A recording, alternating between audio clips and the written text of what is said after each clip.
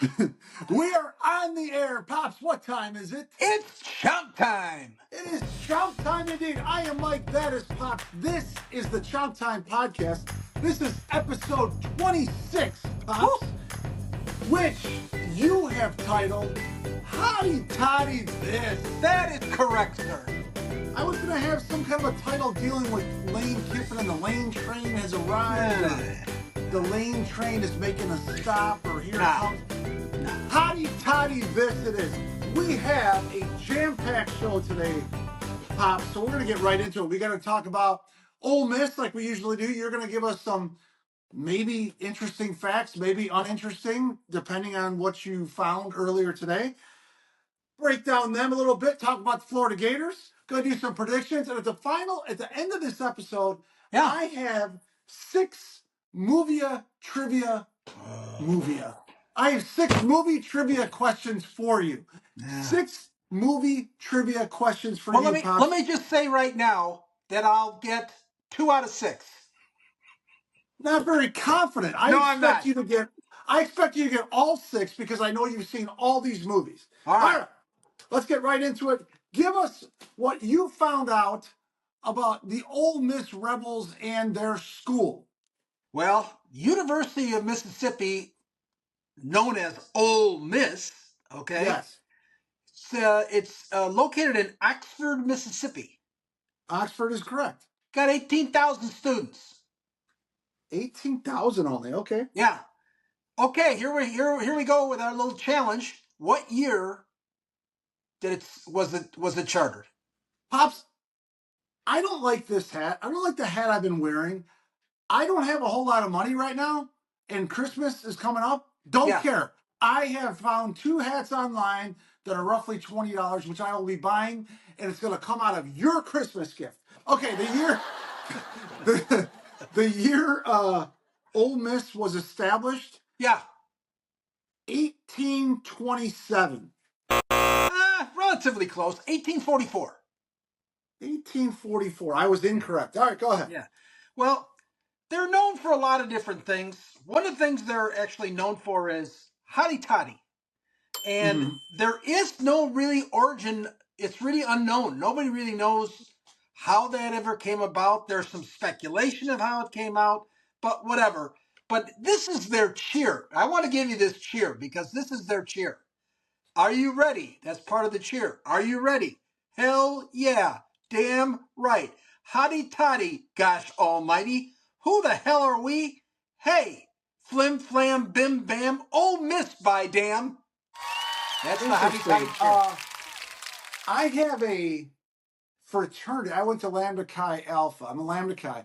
We have one of our chants has some of that language in there. Yeah. So that just brought me back to my fraternity house and this epic football game that we won on a pick 6 and intramurals where we dogpiled and did that chant. All right. So that's the Hotty Toddy. That's their cheer. Associated with Ole Miss is a cheer. Yeah, it's the cheer. Yeah. And it's also a drink. Yes, it is. Anyway, right, go ahead. They were named the Rebels in 1936. Okay. Yeah, don't. I'm going to move on to alum because there's not much else to talk about University of Mississippi except that they have gorgeous females. Yes, known they do. in the SEC as one of the most beautiful campuses with gorgeous women. Yes, they do. Okay. I got nobody on regular alums without sports. I got nobody. I'm sorry. I got nobody. I couldn't find anybody that you would want to talk about. How long did you search for? Oh, about good 10 minutes. All right. That's enough. Give me some sports alums. In sports, I got 3 for you. Yeah. Synonymous with Ole Miss. Okay. Archie Manning. Yes. Eli Manning. Okay. And here's the last one. Michael Orr. Michael Orr was the basis for the movie The Blind Side. That is correct, sir. With Sandra Bullock. I can't stand, that just brought up something. I can't stand how much that movie is still brought up. They're suing this guy. They're suing that person. Yeah. It was not based on me, correctly and I was misrepresented. It's a movie, dude. Get over yourself.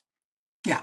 That's all I have to say about that. Yeah. So are you done with your Ole Miss stuff? So that's all I got as far as the history of Ole Miss.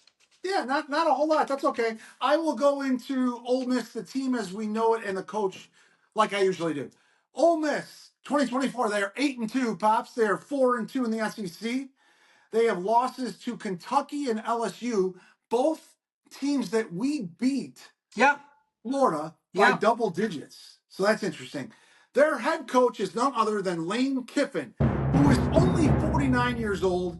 He has been around the block. He is the son of longtime NFL defensive guru Monty Kiffin. Monty Kiffin, yeah.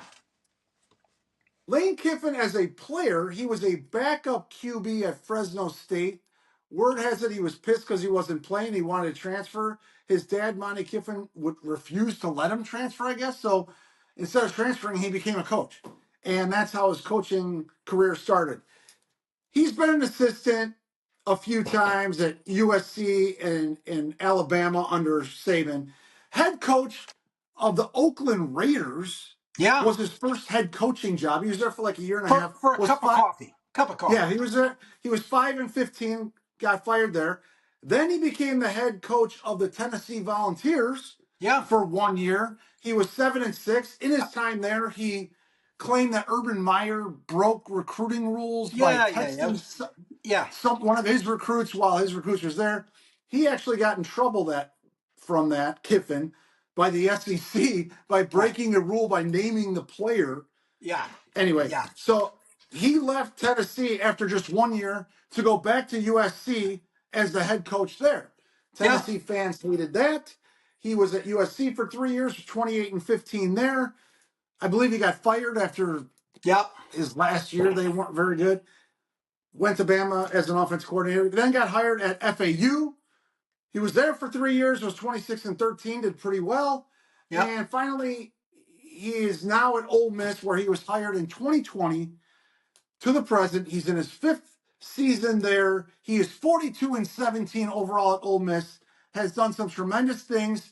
All 4 years there, he has been to a bowl game. He is 2-2 in bowl games with Ole Miss. In his 5th year, they're 8-2 now.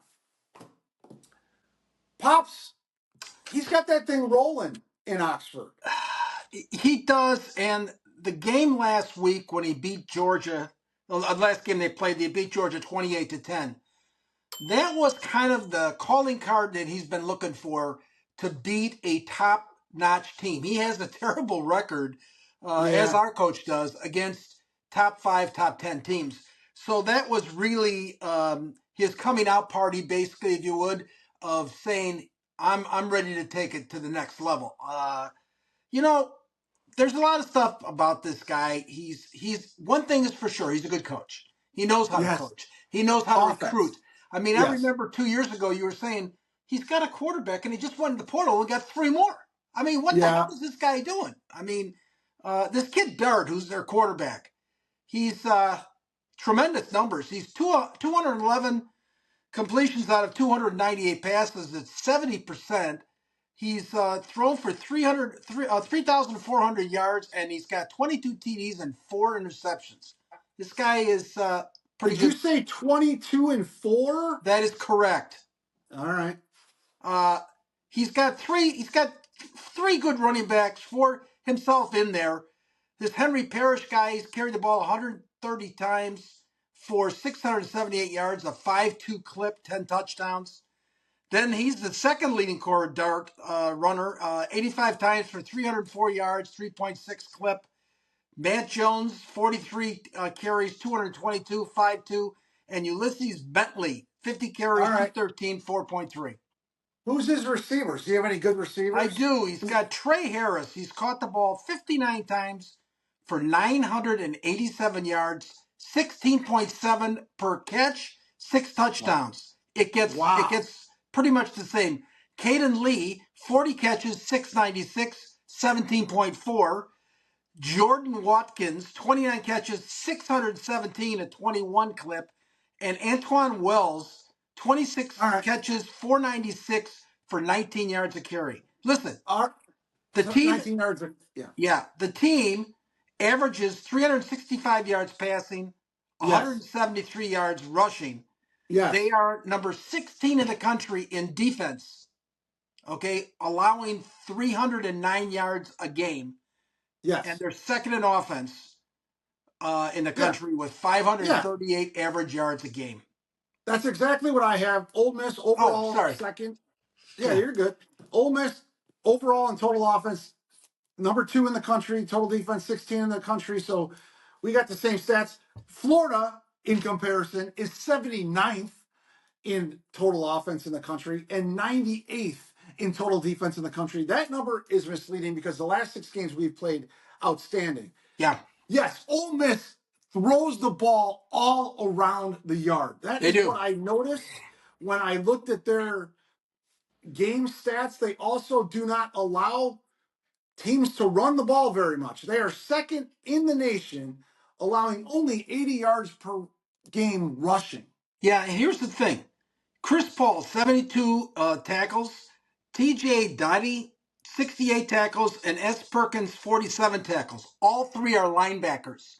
There's where Ooh. they go. Those three linebackers lead the team in tackles. They got a couple of defensive cornerbacks. One Trey, I don't know his last name here. He's got 3 interceptions, and Sauter has got 2 interceptions. So they have 2 Yeah, cornerbacks yeah, that can they've play got too. some players. Yeah. Yeah, so it'll be interesting to see. They're going to try and throw it all. 174 yards rushing per game is not a small amount, Right. but their game is to throw the ball. Yes. And with our depleted secondary, we shall see what the game plan is going to be. If we are going to blitz, if we are going to try and play some zone. I don't know. I think. Well, let me put that on hold for a second. I always talk about this every episode, recruiting. You just mentioned it, recruiting. I was very interested to see the numbers since he got there in class rankings from rivals.com with Ole Miss under Lane Kiffin. Yeah. 2020, his first class, a transition class, usually tough to hold the guys that are already committed and get new guys. 46th. Then in 2021, they were 17th. In 2022, they were 37th. In 2023, they were 29th. In 2024, they were 20th. And in 2025, upcoming, they are currently ranked 13th. They already have 22 commitments, so they'll probably drop down a few spots because they're not getting any more. But the key to his recruiting Is the is portal. the portal. Yeah. The portal is where he finds established talent. Correct. And does what he needs to do with the NIL and boost your money to get those guys in there and create depth at every position. The 2 classes, comprehensive speaking, that Rivals has Yes. tabulated in 2023, 13th overall. So they went from 29th to 13th if you add in transfers. Yeah. And in 2024, they're 11th overall comprehensively when you add transfers in. So they went from 20th to 11th. So yeah, he hits the portal, he hits it hard, and he hits it well. Most of the guys he gets are hits and not misses. Well, I saw an article about him. It was either a year ago or 2 years ago. I'm not sure exactly when it was, but they kind of questioned him on the portal thing, and he goes, "You've had so much success." He goes, "Look," Yeah. he goes, "I got a shot." He goes, "I could take a 3-star kid out of high school, or I can take a guy who's played at a major conference, and even if he's a 3, he's already ready to go. He's already playing." Right. He goes, "So I'd rather have a shot at somebody that's already played against great competition." He goes, "Sometimes you look at some of these high school kids," he said, "and they're ranked based on who they play against, and there's not a lot of great talent Yeah. in all of these teams. So it's kind of like, okay, so that's what Yeah. he does." Yeah, his strategy, especially the last few years where the portal has become immediate, Yeah.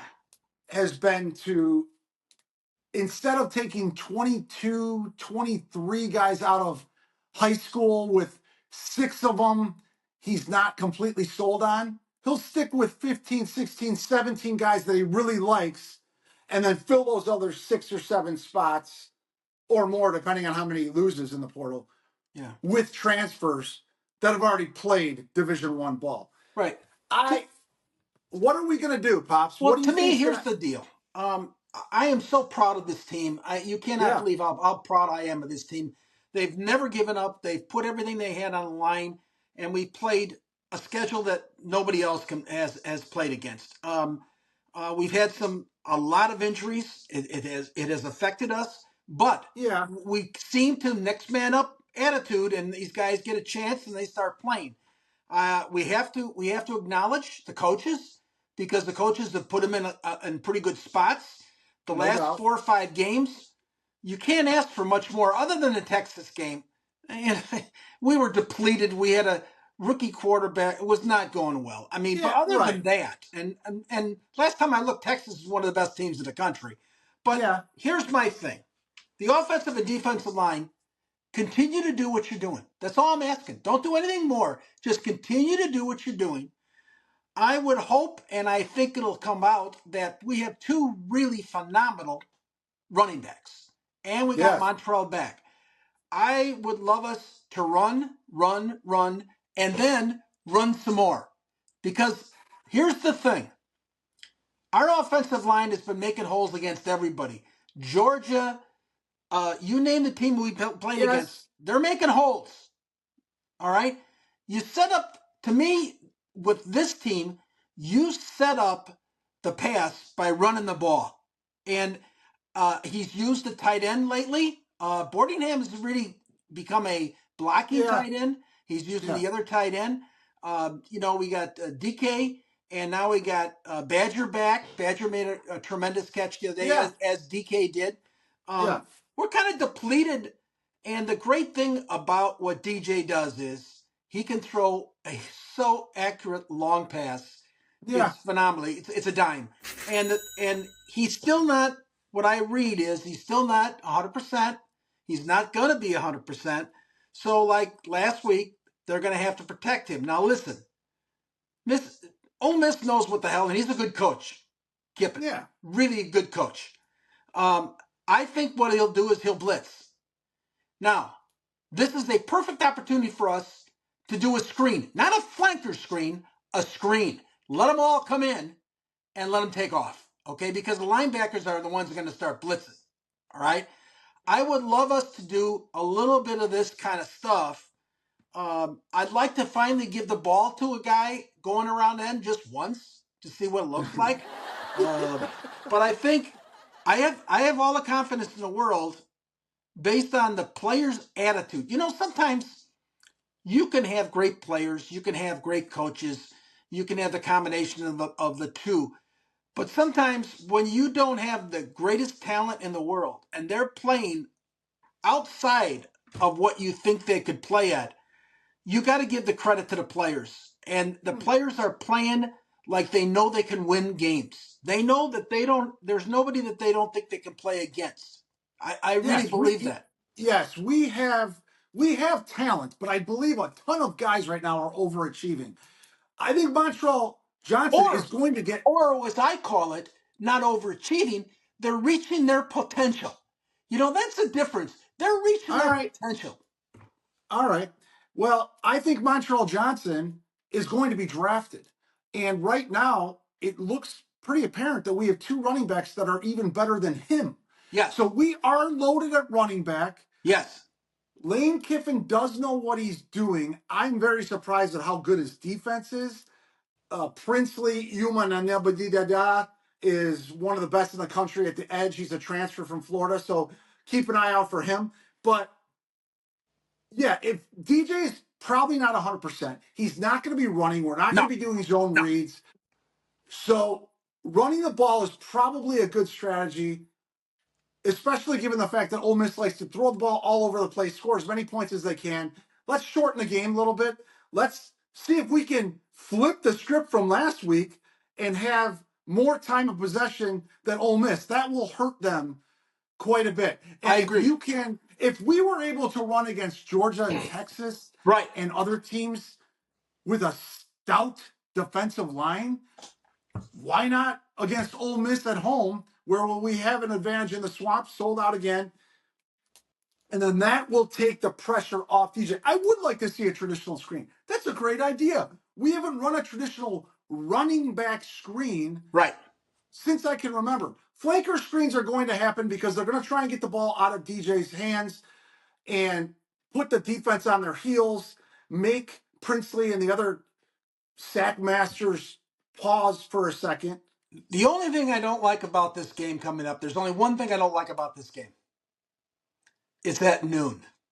Now, Yeah, we need these guys to have like 3 Red Bulls before they show up on the field. Hey, get over it. We're at home. It's at noon. That's an advantage for us. We're already there. We have our set schedule, the buses, the Gator Walk, all that. We're good. Right. Don't worry about the time of the game. All right.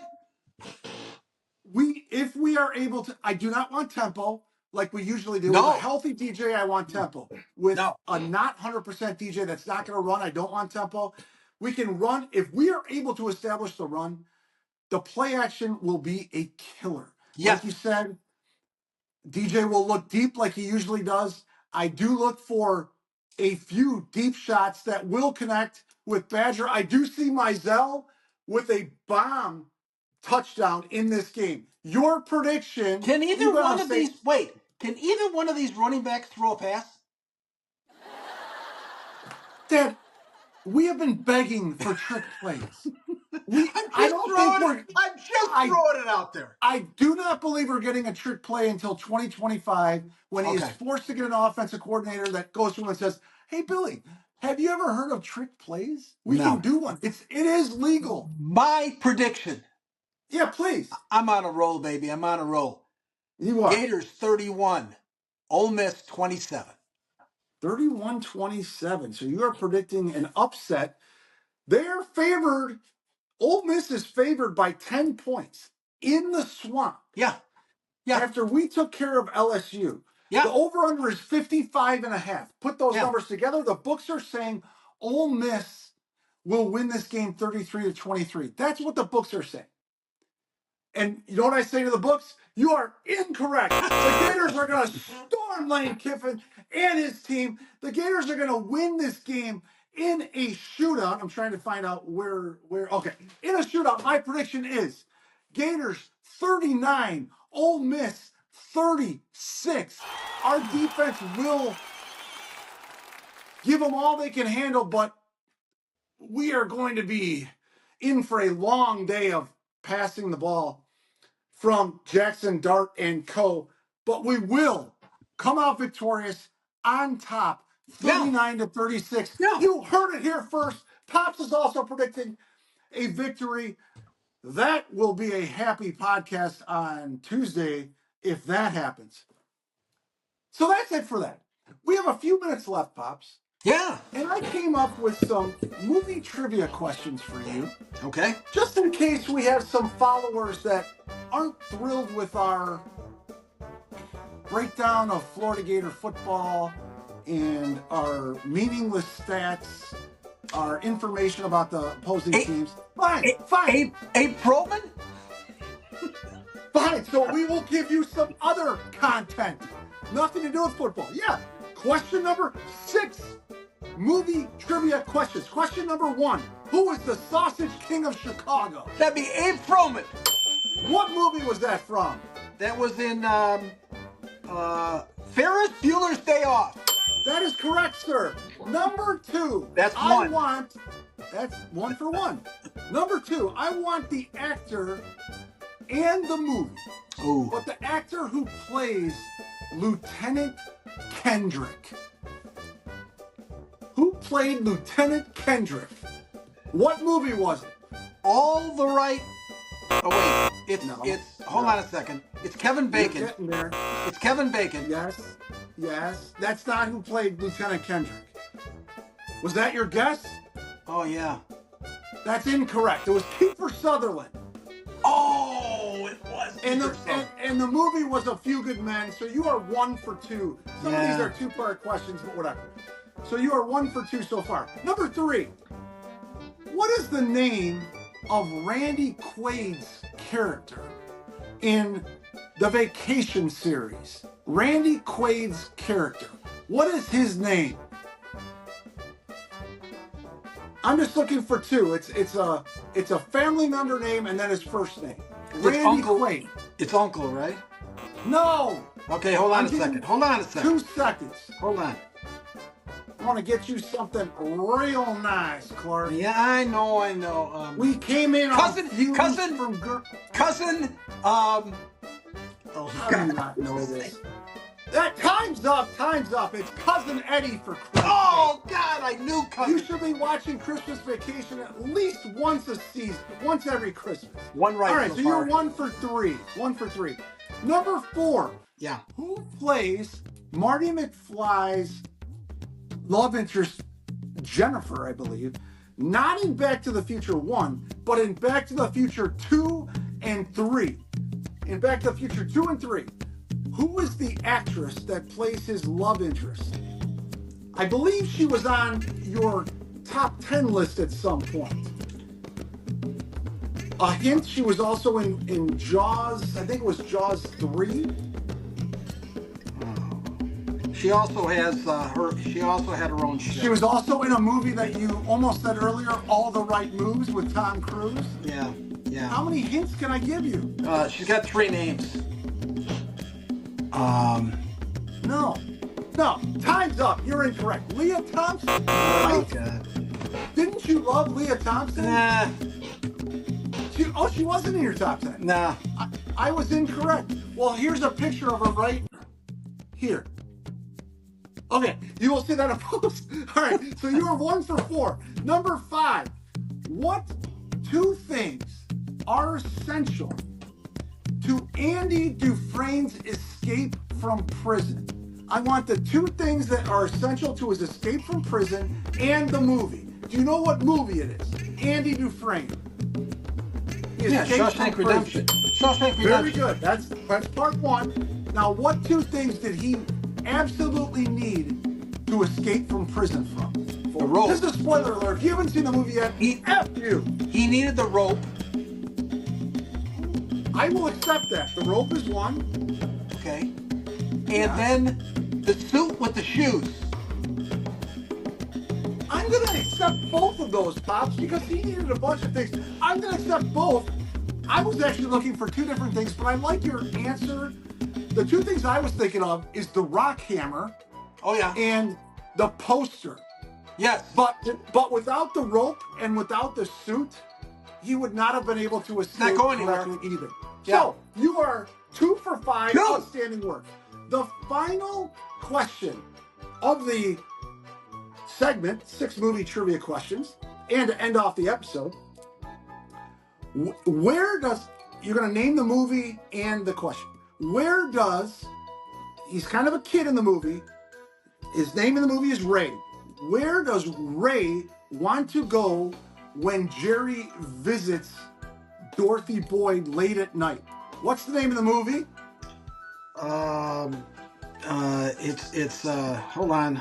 I gave you half of it. Yeah, I know, Ray. The character's name is Jerry, and he's going to visit. I know it's Dorothy Jerry Boyd. Maguire. I know it's Jerry Maguire. Okay, so the first part is right. Now he's talking to the kid on the couch. He talks about the head. Well, he's talking about. Zoo. He's talking He wants to go to the zoo. That is correct, sir. That's, what did you get? 3 out of 6. 3. 3 out of 6. For you, that's a passing grade. Outstanding work, Pops. Yeah, that's gonna wrap up this episode. This was the Chomp Time Podcast, episode 26, which Pops named Hotty Toddy This. I'm Mike. That is Pops. I'm very excited for this game. I'll be working, but I'll be able to watch a bunch of it. Gosh, I hope we win. Come on, Gators! Get up and go. Go Gators. Take care, everybody.